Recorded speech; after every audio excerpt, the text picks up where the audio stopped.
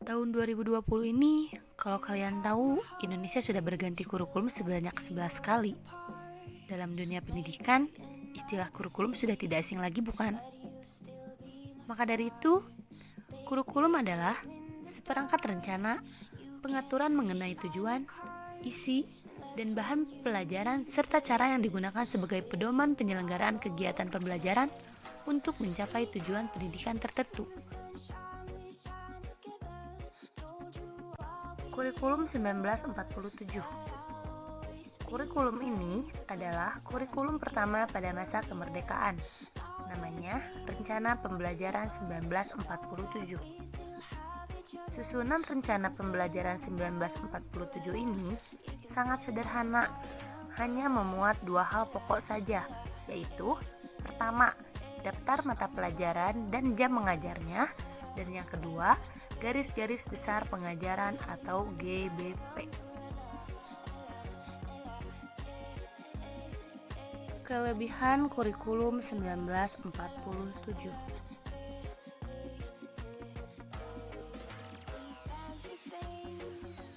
Kelemahan kurikulum 1947.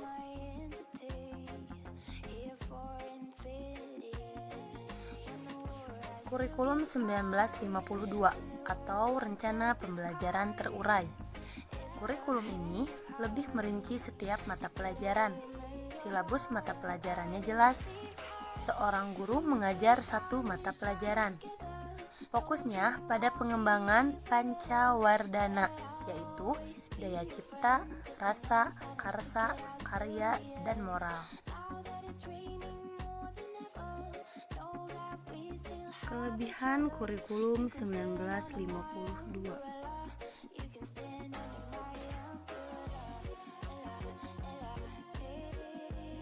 Kelemahan kurikulum 1952.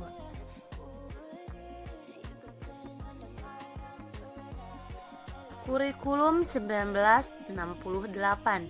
Kelahiran kurikulum ini bersifat politis, mengganti Rencana Pendidikan 1964 yang dicitrakan sebagai produk Orde Lama. Tujuannya, pada pembentukan manusia Pancasila sejati, kurikulum ini menekankan pendekatan organisasi materi pelajaran, yaitu kelompok pembinaan Pancasila, pengetahuan dasar, dan kecakapan khusus. Kelebihan kurikulum 1968.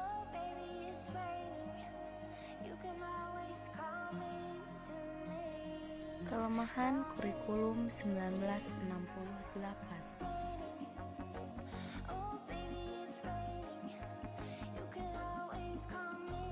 Kurikulum 1975. Isi kurikulum ini juga disusun dalam bentuk bidang-bidang pengajaran atau bidang-bidang studi sebagai pengganti mata-mata pelajaran sebagaimana halnya pada kurikulum PPSP. Jadi, kurikulum 1975 juga mengenal bidang studi IPA, IPS, kesenian, dan sebagainya, dan buku biologi, fisika, sejarah, dan sebagainya, sebagaimana halnya pada kurikulum 1968 yang lalu. Kelebihan kurikulum 1975.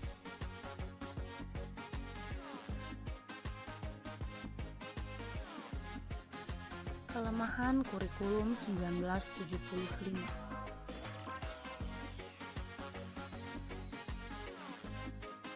Kurikulum 1984.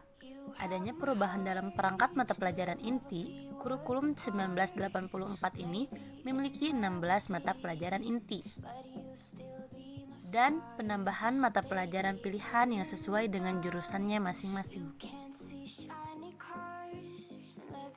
Kelebihan kurikulum 1984.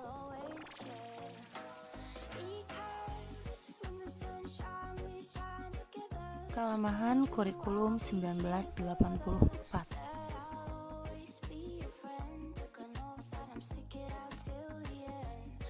Kurikulum 1994.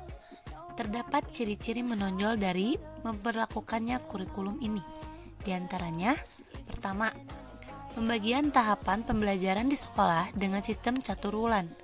Kedua, pembelajarannya di sekolah lebih menekankan materi pelajaran yang cukup padat atau berorientasi kepada materi pembelajaran. Yang ketiga, kurikulum ini bersifat populis. Dan yang keempat, dalam pelaksanaan kegiatan, guru hendaknya memilih dan menggunakan strategi yang melibatkan siswa aktif dalam belajar, baik secara mental, fisik, dan sosial. Kelebihan kurikulum 1994. Kelemahan kurikulum 1994. Kurikulum 2004. Mulai tahun 2004, lahirlah kurikulum baru dengan nama Kurikulum Berbasis Kompetensi atau KBK. Kurikulum ini mengharapkan agar siswa yang mengikuti pendidikan di sekolah memiliki kompetensi yang diinginkan. Karena konsentrasi kompetensi ialah pada perpaduan antara pengetahuan, keterampilan, nilai, serta sikap yang ditunjukkan dalam kebiasaan berpikir dan bertindak. Kelebihan kurikulum 2004. Kelemahan kurikulum 2004.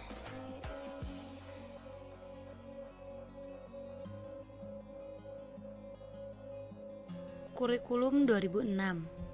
Dalam Standar Nasional Pendidikan, dikemukakan bahwa kurikulum tingkat satuan pendidikan atau KTSP adalah kurikulum operasional yang disusun dan dilaksanakan oleh masing-masing satuan pendidikan.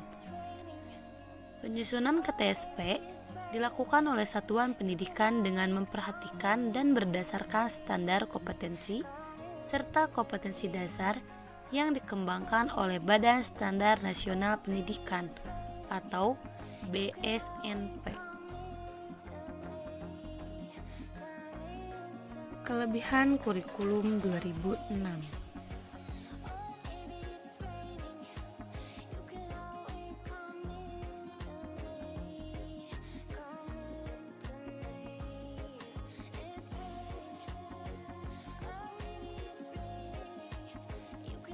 Kurikulum 2013.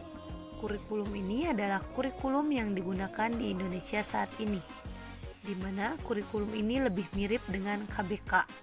Model KBK ini ditandai oleh pengembangan kompetensi berupa sikap, pengetahuan, keterampilan berpikir, dan keterampilan psikomotorik yang dikemas dalam berbagai mata pelajaran. Perbedaan KBK dengan kurikulum 2013 adalah kurikulum ini dikembangkan dengan memberikan kesempatan kepada peserta didik untuk mengembangkan potensi dan kemampuan yang mereka miliki. Dan di dalam kurikulum ini, memandang bahwa setiap peserta didik itu memiliki potensinya masing-masing yang perlu digali dan dikembangkan, sehingga kelak potensi tersebut dapat bermanfaat di dalam kehidupan si peserta didik nantinya dalam bermasyarakat. Kelebihan kurikulum 2013.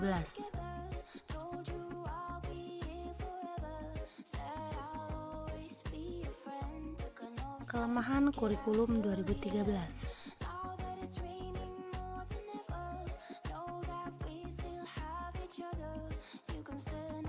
Nah, mungkin segitu sejarah perkembangan kurikulum sekolah dasar di Indonesia yang dapat saya sampaikan. Semoga bermanfaat.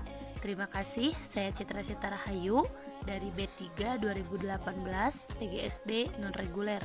Assalamualaikum.